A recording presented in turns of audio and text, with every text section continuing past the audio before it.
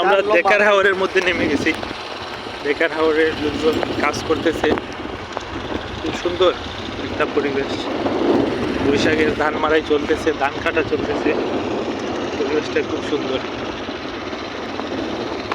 হাওরের মধ্যে মার্কেট উঠে গেছে। একটু আগেই যেটা বলছিলাম যে হাওরের জমিগুলা নষ্ট করে মানুষজন একটু বাড়ি করতেছে, একটু ঘর করতেছে।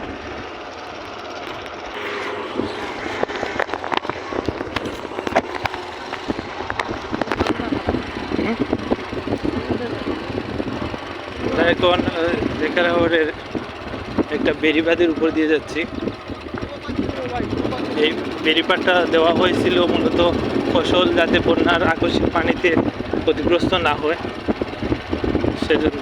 তো এবছর ফসল সুন্দরভাবে উঠতেছে, তো এই বন্যার পানি এখনো আসেনি বা পানি বর্ষণ এখনো হয়নি, সেজন্য সোনামুখীর ফসলগুলো এখনো অক্ষত আছে এবং খুব সুন্দরভাবে মানুষজন কেটে গড়ে তুলতেছে।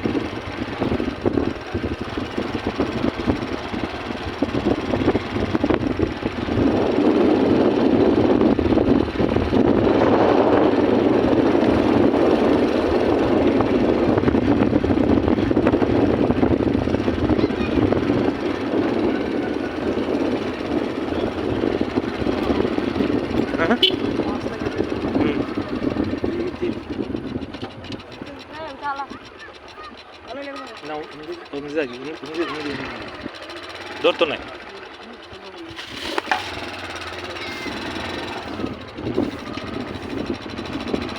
এই রাস্তাগুলো বৃষ্টি হইলে খুবই ভয়ঙ্কর অবস্থা।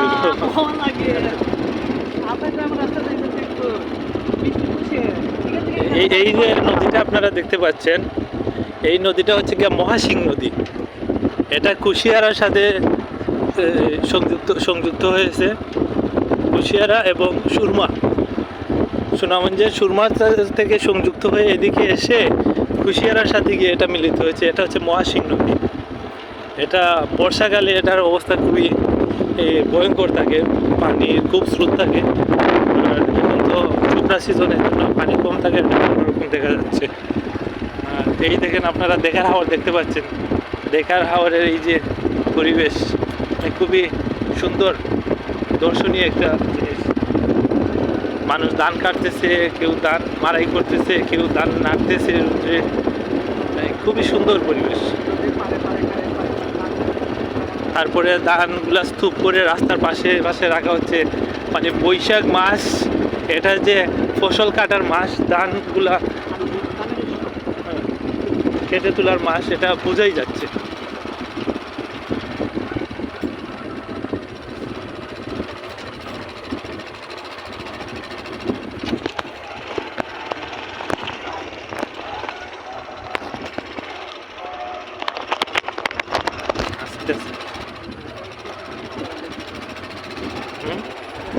লোকজন ধান কাটতেছে, এটা এখন উপরন্ত বিকেলেও মানুষজন ধান কাটতেছে, কর্মব্যস্ত একটা সময়।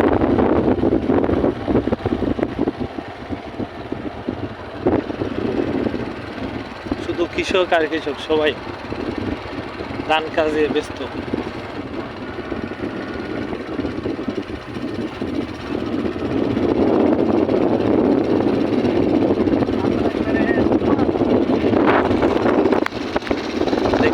ইতিপূর্বে আমারও এভাবে দেখার হাওরের মধ্য দিয়ে আসা হয়নি, আজকে প্রথম আসলাম। বন্ধু মানবেন্দ্র বলতেছে যে হাওরের সৌন্দর্য সে আজকে দেখতে চায়, ঘুরতে চায়। তো বিকালটা সুন্দর, খুব সুন্দর একটা পরিবেশ। রোদ নেই, বাতাস, হালকা গরম, সব কিছু মিলিয়ে খুব ভালোই লাগতেছে। আর এটা আমরা বেড়িবাঁধের উপর দিয়ে যাচ্ছি। ফসল দরকার যে বেড়িবাঁধগুলো দেওয়া হয়, ভালো লাগে। এটা হচ্ছে মহাসিং নদী। মহাসিং নদীর পাশেই বেড়িবাঁধ।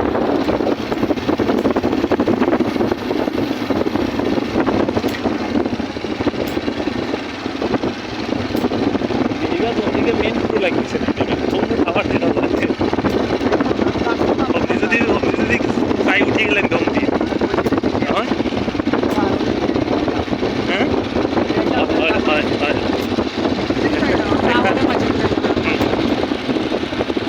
দেখা ধর্ষণ জিনিস হচ্ছে গিয়ে ধান কাটা ধান মানে করুণ অবস্থা। তারা মেশিন দিয়ে ধান তুলতে পারতেছে না, খারাপ অবস্থা।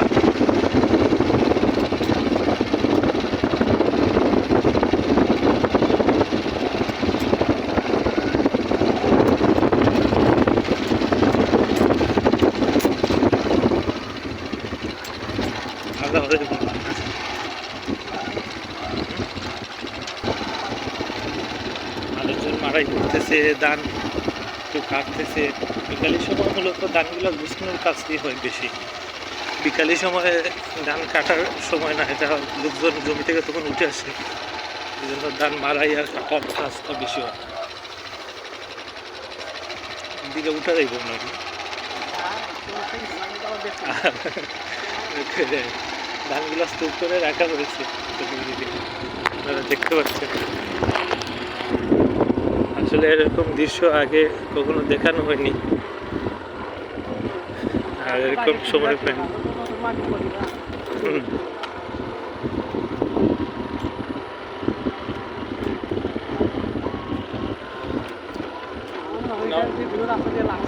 লাগছে ওই তো সোজা সোজা গিয়ে উঠতে পারবো, বেক করে নিলাম। আপনারা দেখতে পাচ্ছেন যে কিছু লোকজন হাঁস পালতেছে। রাস্তা যাওয়া যায় না, ওটা খেওয়া পার হইতে পারে। খেওয়া গাড়ি পার করেনি, গাড়ির পাশে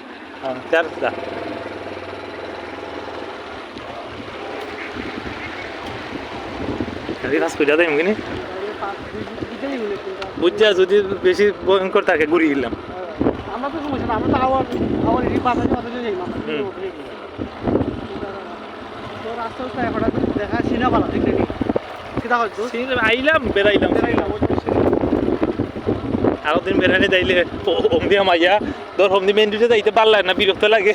অমনি আমাই গেলে অমনি আমাই অমনি বেড়াই বেড়াই অমনি গেলে কি ডালিং মেলিং লইয়া যারা বিবাহিত অবিবাহিত ডালিং মেলিং রাস্তা শোনা এটা এই বন্ধু কই হাঁটাইতে সময় বিকেল টাইমে এরকম মাইন্ডসে চাইতে হবো আর কি। আমার ফ্রেন্ড বন্ধু লইয়া এইলা এবারে এইটা জায়গা বেড়ানি রিক্স নানি, কত খারাপ মানুষ আছে। সন্ধ্যা পরে রিক্স সকল যে মানুষ পালা এরকম না, আসতে যাইস কেন।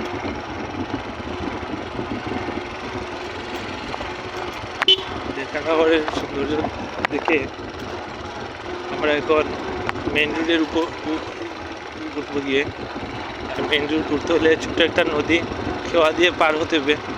আমরা দেখবো যে আমাদের বাইকটা খেয়া দিয়ে পার করতে পারি কিনা। যদি এটা খেয়া দিয়ে পার করার মতো পরিবেশ থাকে তাহলে এদিক পার হবো, না হলে যেদিকে আসছে আমরা ওইদিকেই ফিরে যাব।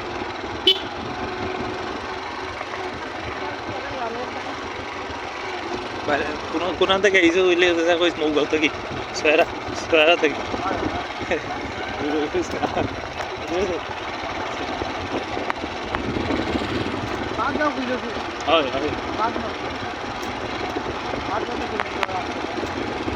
আমরা এখন মহাসিং নদীতে আবার চলে আসলাম। এই সামনে একটা বাজার আছে, এই বাজারটা খেয়া দিয়ে পার হতে হবে। বাইকটা যদি পানির উপর দিয়ে চালানো যাইতো তাহলে আর খেয়ার চিন্তা করতে হইতো না। যারা মোটর বাইক নির্মাণ করে এদেরকে বলবো ফিউচারে যাতে এমন বাইক নির্মাণ করে যেটা পানির উপর দিয়েও চলে মাটির উপর দিয়েও চলে, একই সিস্টেমে। চীনে আছে, এটা বাংলাদেশে ইনপুট করে নিয়ে আসতে হবে। এখন দেখা শেষ, আমরা এখন খেয়াঘাটের উদ্দেশ্যে রওনা দিব।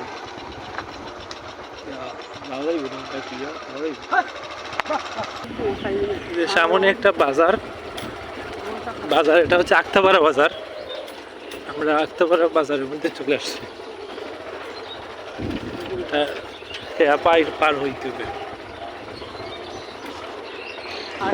সম্মানিত দর্শক, আমরা গেছিলাম এই দেখার হাওয়ার দেখে গিয়ে আক্তাপাড়া বাজারের দিকে উঠতে, কিন্তু এই মহাসিং নদীটা পের হতে পারি না, এটা কোনো খেয়াও নেই। এটা পার হতে না পারার কারণে আমরা আবার যে রাস্তা দিয়ে আসছি এই রাস্তা দিয়ে আবার রওনা হলাম। এদিকে গিয়ে আমরা এই সুনামগঞ্জ জগন্নাথপুর যে আঞ্চলিক মহাসড়কের সয়ারা পয়েন্ট আছে সেই সয়ারা পয়েন্টের দিকে আবার উঠবো। হাওরের সৌন্দর্যটা আপনাদেরকে আবার দেখে, এটা হচ্ছে মহাসিং নদী।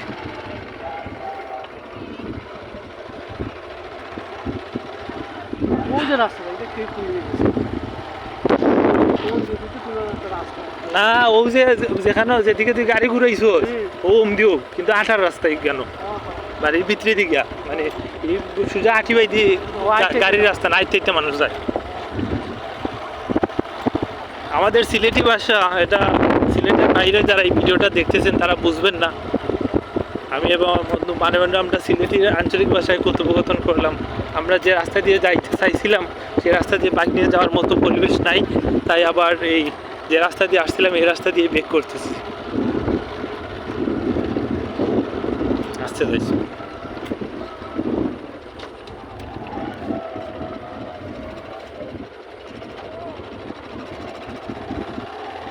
ও রাস্তা না এটা না এই রাস্তায় বাইক নেওয়া হইতো না, বাইক তুই আরো বিপদ হল। রাস্তায় রাস্তা ওই যে দিকে বাইক দিয়ে আমাইছে তুই এমনি, কিন্তু এমনি বাইক নিয়ে বেশি আগুনে যাইতো না গাড়ির ভিতর। এই যে দেখার হাওয়ার আপনারা দেখতে পাচ্ছেন, দেখার হাওয়ার কোনো কুল কিনারা নাই।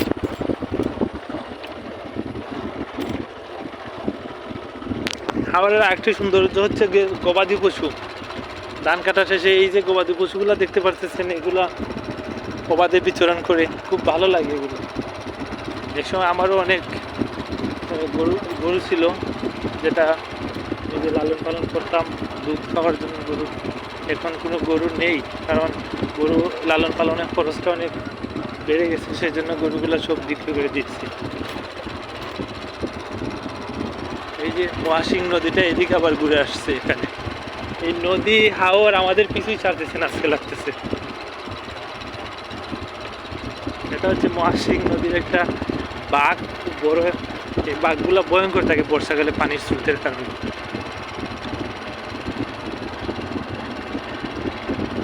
এই যে লোকজন ধান কাটতেছে, ধান মারাই করতেছে।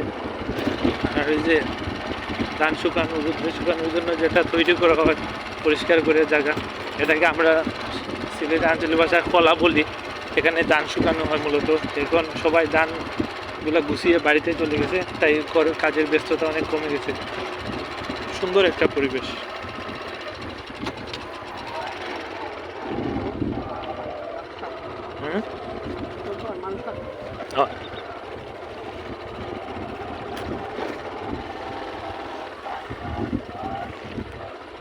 কালাবাটি মানুষের খাবারের জন্য। এই যে গড় দেখা যাচ্ছে, এখানে রাত্রে লোকজন থাকে ধান পাহারা দেয় যাতে কেউ চুরি করে নিয়ে না যায়। সেই যে আগে আমরা দেখে গেছিলাম একটা নসিমন করিমন যেটাকে বলে, আর আমরা আঞ্চলিক ভাষায় এটাকে বলি কুত্তা গাড়ি। এই কুত্তা গাড়ি এখনো উপরে উঠতে পারতেছে না, লুট করে এটা ধানগুলো লুট করে রাখা হয়েছে। একটা দিয়ে টেনে আরেকটাকে উঠানো হচ্ছে, বাটটা উপরে তুলতে পারতেছে না, আসতে যাওয়া না।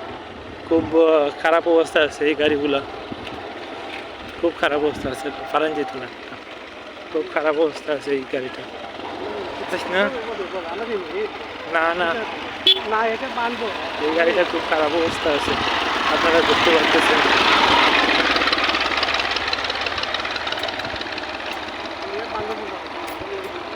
এটাই হচ্ছে হাওর পাড়ের মানুষের কষ্ট,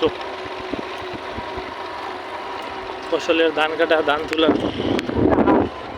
তারপরে এই যে আরেকটা সৌন্দর্য হচ্ছে গিয়ে হাঁস। এখানে হাঁসের অনেক ফার্ম আছে ছোটো ছোটো, এগুলো লালন পালন খুবই সহজ। খাবারের মধ্যে এনে ছেড়ে দিলে আর কোনো খাবার দাবার দেওয়া লাগে না, ওগুলা এমনিতেই বড় হয় এবং প্রচুর ডিম পাড়ে। এত হাঁসের ফার্ম থাকার পরেও ডিমের দাম দিন দিন বৃদ্ধি পাচ্ছে। এগুলা সবই হচ্ছে সিন্ডিকেটের কারণে। তো যারা ভোক্তা অধিদপ্তরের দায়িত্বে আছেন তারা যদি সিন্ডিকেটগুলো ভাঙতে পারে, তাহলে মানুষ ন্যায্য মূল্যে হাঁসের ডিম খেতে পারবে, হাঁসের মাংস খেতে পারবে।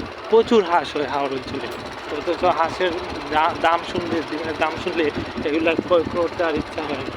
এটা হচ্ছে মহাসিং নদী, আপনারা দেখতে পাচ্ছেন খুব সুন্দর একটা পরিবেশ মহাসিং নদী। আর ওই যে উপরে আপনারা ব্রিজ দেখতে পাচ্ছেন, ওটা হচ্ছে সহারা ব্রিজ।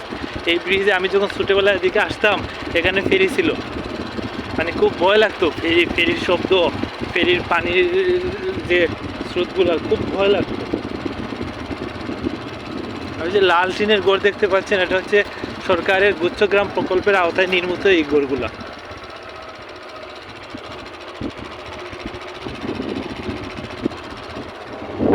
হাওড়ে একটা লোকজনও নাই এখন, সবাই কাজ করে পরন্ত বিকেলে বাড়ির উদ্দেশ্যে চলে গেছে, বাড়িতে চলে গেছে।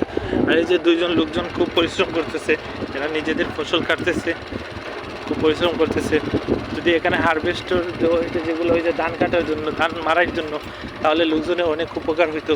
কিন্তু এই মেশিনগুলোর তো অনেক দাম হওয়ার কারণে সব কৃষকের দ্বারা এগুলা ক্রয় করা সম্ভব না।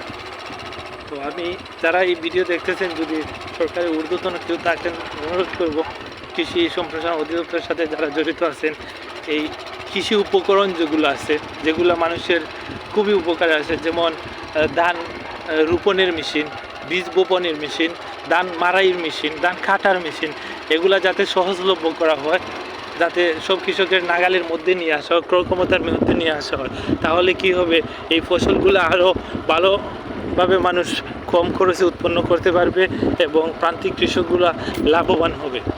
সর্বোপরি আমাদের দেশের সরকার এবং জনগণ সবাই লাভবান হবে এবং মানুষ স্বল্প খরচে ধান উৎপাদন করলে স্বল্প মূল্যে চাল ক্রয় করে খেতে পারবে, যারা ধান চাল ক্রয় করে খাবার দাবার করে। উৎপাদন ব্যয় যদি কমে যায় তাহলে বিক্রিত ব্যয়ও কমে যাবে।